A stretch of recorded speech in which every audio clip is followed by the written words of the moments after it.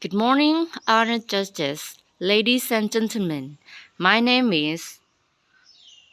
I'm from Lajno Titu School. Today, I'm going to tell the story, Little Red Riding Hood. Enjoy the story. Once upon a time, there was a dear little girl who was loved by everyone who looked at her, but most of all by her grandmother. And there was nothing that she would not have given to the child. Once she gave her a little cap of red velvet, which suited her so well that she would never wear anything else. So she was always called Little Red Riding Hood. One day her mother said to her, "Come, Little Red Riding Hood, here is a piece of cake and a bottle of wine. Take them to your grandmother. She's ill and weak, and they will do her good. Set up before it gets hot, and when you're going, walk nicely and quietly, and do not run off the path, or you may fall and break the bottle, and then your grandmother will get nothing. And when you go into her room, don't forget to say, 'Good morning,' and don't dip into every corner before you do it." "I take great care," said Little Red Riding Hood to her mother, and gave her hand on it. The grandmother lived out in the wood, half a league from the village, and just as Little Red Riding Hood entered the wood, a wolf met her.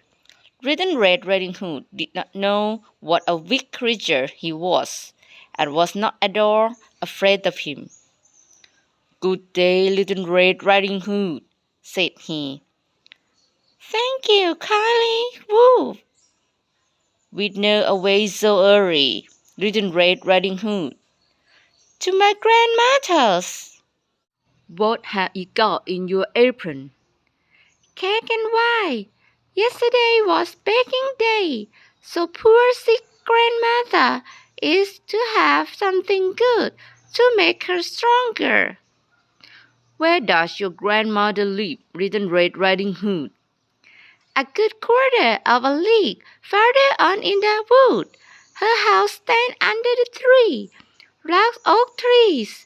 The nut trees are just below. You surely must know it," replied Little Red Riding Hood. The wolf thought to himself, "What a tender young creature! What a nice prompt mouthful!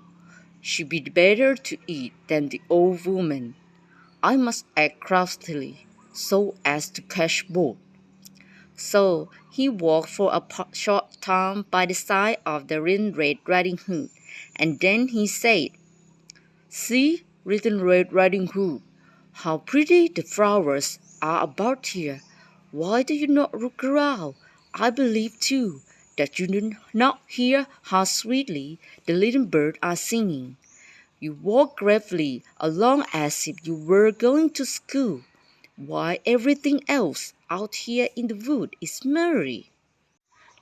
Little Red Riding Hood raised her eyes, and when she saw the sunbeams dancing here and there through the trees, the pretty flowers growing everywhere, she thought, "Suppose I take grandmother a fresh nosegay. That would please her too. It's so early in the day that I shall still get there in good time." And so she ran from the path into the wood to look for flowers. And whenever she had picked one, she fancied that she saw a still prettier one farther on, and ran after it, and so got deeper and deeper into the wood. Meanwhile, the wolf ran straight to the grandmother's house, and knocked at the door. Knock, knock, knock. "Who's there?" "Little Red Riding Hood," replied the wolf. "I'm bringing cake and wine. Open the door." "Lift the latch," called out the grandmother. "I'm too weak and cannot get up." The wolf lifted the latch, The door sprang open, and without saying a word, he went straight to the grandmother's bed and devoured her.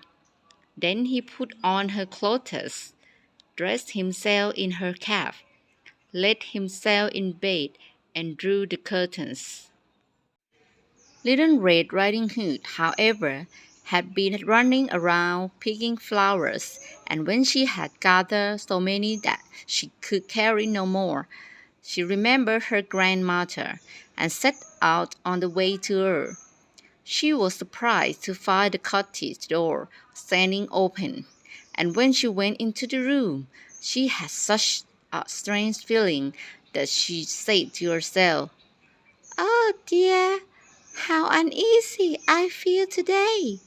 And at other times I like being with my grandmother so much."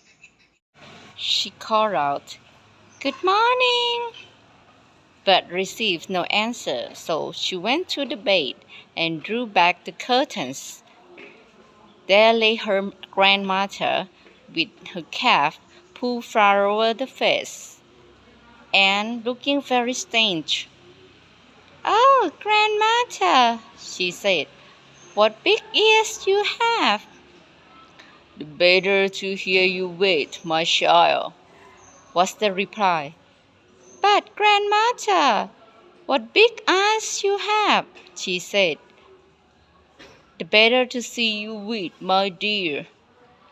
"But, grandmother, what large hands you have!" "The better to hug you with." "Oh, but grandmother, what a terrible big mouth you have!" "The better to eat you with." As scary had the wolf said this, then with one bound he was out of bed, and swallowed up Little Red Riding Hood. When the wolf had appeased his appetite, he lay down again in the bed, fell asleep, and began to snore very loud.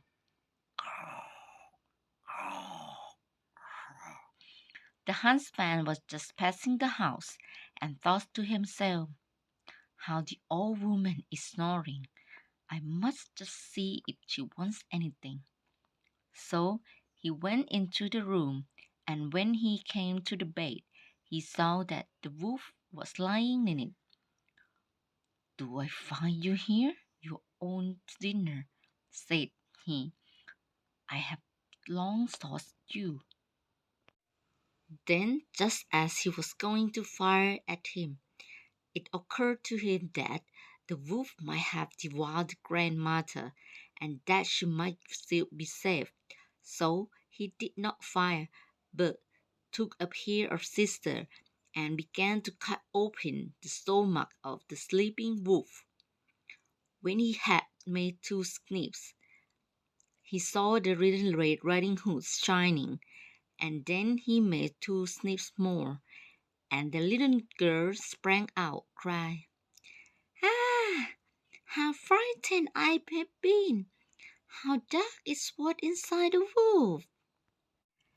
And after that, the 8th grandmother came out alive also, but scary, able to breathe.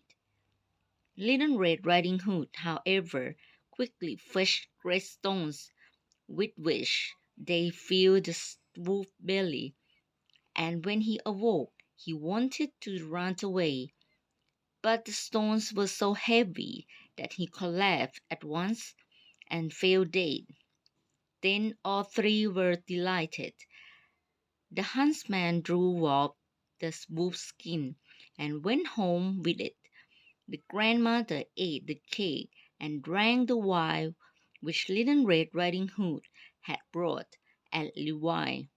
But Little Red Riding Hood thought to herself, "As long as I live, I will never by myself leave the path to run into the wood when my mother has forbidden me to do so." This, the story teaches us that everyone's faults are not written in their forehead. Thank you for your attention.